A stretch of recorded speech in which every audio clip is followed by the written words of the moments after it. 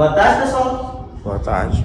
Somos alunos do primeiro ano A e hoje iremos apresentar para vocês dois assuntos: a Revolução Industrial e a Guerra Fria. Para entender como aconteceu a Revolução Industrial, primeiro devemos entender os modos de produção antes dela. Modos de produção pré-capitalista e capitalista. Servidão coletiva. Servidão coletiva era um sistema em que os camponeses trabalhavam para o governo. Este, por sua vez, distribuía alimentos para a população. E, conforme o pagamento, a servidão coletiva era feita ao rei. Sistema escravista. Nessa sociedade, escravos, instrumentos de produção, terras, tudo isso, todos esses meios de produção eram propriedades de seus senhores. Feudalismo. Feudalismo era um sistema em que os camponeses sustentavam a sociedade. O comércio era realizado em feiras coincidentes da produção. Os comerciantes não eram donos das terras que viviam e cultivavam, e por sua vez eram impedidos de comprar das de seus senhores. Capitalismo. O capitalismo é um sistema econômico baseado na propriedade privada dos meios de produção. E as características centrais deste sistema, além da propriedade privada, é o acúmulo de capital, o trabalho assalariado, a troca voluntária, o sistema de preços e mercados competitivos. Agora eu vou falar sobre a primeira Revolução Industrial. Foi o processo de transformação global que marcou, em meados do século XVIII, o estabelecimento do sistema capitalista como modo de produção predominante, marcada principalmente pelo advento da máquina a vapor, da indústria têxtil e locomotiva. Foi a Inglaterra o país que saiu na frente no processo de revolução industrial no século XVIII. Agora eu vou apresentar alguns fatores que levaram a Inglaterra a se tornar pioneira na revolução industrial. Possuía grandes reservas de carvão mineral no subsolo, a principal fonte de energia para movimentar as máquinas e as produções de vapor. Possuía grandes reservas de ferro, que naquele período era a principal matéria-prima utilizada. A Europa era o berço da Revolução Industrial e tudo se iniciou no Reino Unido, onde hoje é a Inglaterra.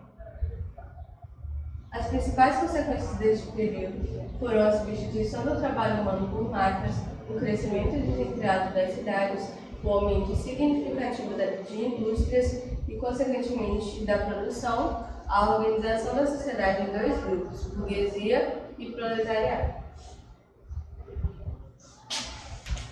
Agora eu vou falar um pouco sobre a Segunda Revolução Industrial. Como começou? A Segunda Revolução Industrial iniciou-se na segunda metade do século XIX e terminou durante a Segunda Guerra Mundial, envolvendo uma série de desenvolvimento dentro da indústria química, elétrica, de petróleo e de aço. Principais invenções da Segunda Revolução Industrial: a ampliação das ferrovias, a invenção do avião e do automóvel, o surgimento de meios de comunicações como telefone, televisão e cinema, surgimento de antibióticos e vacinas, além da ampliação dos conhecimentos sobre doenças e novas técnicas de cirurgia. As consequências mais importantes da Segunda Revolução Industrial foram o aumento da produção em massa e o aumento do comércio, o crescimento das doenças, o desemprego e a maior disponibilidade de mão de obra mais barata. Agora eu vou falar sobre a terceira Revolução Industrial, que ocorreu na segunda metade do século XX. É uma das fases da Revolução Industrial e ficou conhecida como a Revolução Técnico-Científica e Informacional. Principais invenções da terceira Revolução Industrial. Nessa fase da Revolução Industrial, Foram criadas também telefonia móvel, foguete de longo alcance, utilização da energia atômica, desenvolvimento da biotecnologia e criação de robôs usados nas indústrias.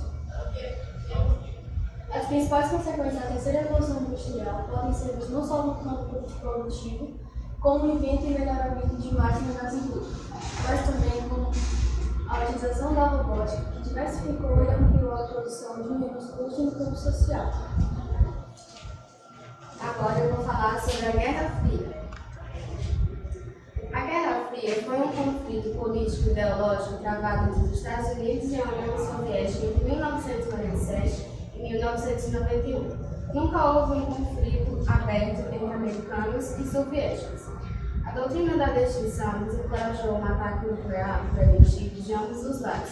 Além do desenvolvimento do arsenal nuclear e da mobilização política, a luta pelo domínio foi expressa por meios indiretos, como guerra psicológica, campanhas de propaganda, espionagem, embargos econômicos de longo alcance, rivalidade em eventos esportivos e competições tecnológicas. A Conferência de Potsdam. Os representantes das três maiores potências do pós-guerra decidiram pela divisão alemã em 4 áreas de influência. As decisões tomadas pelos países que estavam na conferência resultaram em exploração do território alemão, o enfraquecimento do nazismo e do fascismo, sendo a divisão da Alemanha entre França, a Grã-Bretanha, Estados Unidos e a União Soviética a decisão de maior impacto. Agora eu vou falar um pouco sobre o Muro de Berlim. A reconstrução de Berlim Ocidental com recursos norte-americanos atraía grandes levas de alemães do lado oriental, que levou o governo socialista a construir o Muro da Vergonha dividindo o país. O Muro de Berlim foi construído dia 13 de agosto de 1961, dividindo a cidade em 2 partes com o intuito de evitar a imigração da população de Berlim Oriental para o lado ocidental. No ano de 1989 foi declarada a derrubada do muro, mas sem nenhuma data concreta. Então, dia 9 de novembro do mesmo ano, berlinienses se dirigiram ao muro e derrubaram com suas próprias ferramentas. A Alemanha Oriental e a Síria Ocidental se unificaram em 1990, 28 anos após sua criação.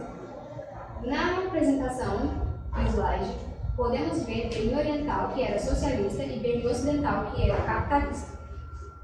Agora, Plano Marshall versus Começo. O Plano Marshall foi uma ajuda financeira que a OTAN deu para seus aliados, os quais sofreram danos pela Segunda Guerra Mundial, e também para conter o avanço do comunismo. Em contrapartida, os soviéticos criaram o Conselho para a Assistência Econômica Mútua, mais conhecido como Comecon.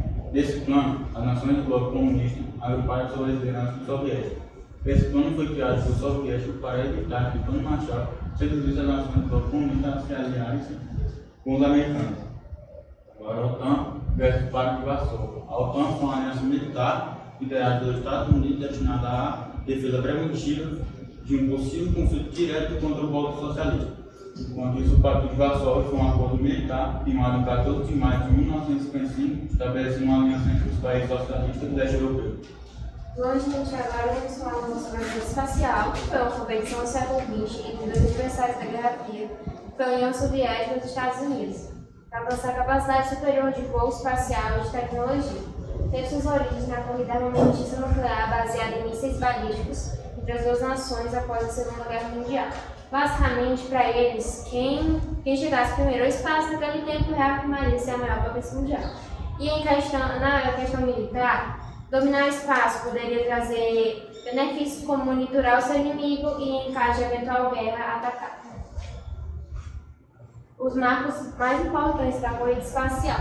Os 2 primeiros foram feitos pela União Soviética, que foi dos 2 satélites artificiais, Sputnik 1 e Sputnik 2. A Sputnik 1 foi o primeiro satélite artificial feito pela humanidade a orbitar um corpo celeste, no caso foi a Terra. E poucos meses depois foi lançada a Sputnik 2, que transportou a cadela Laika para o espaço. A cadela Laika foi o primeiro ser vivo da Terra a ir para o espaço.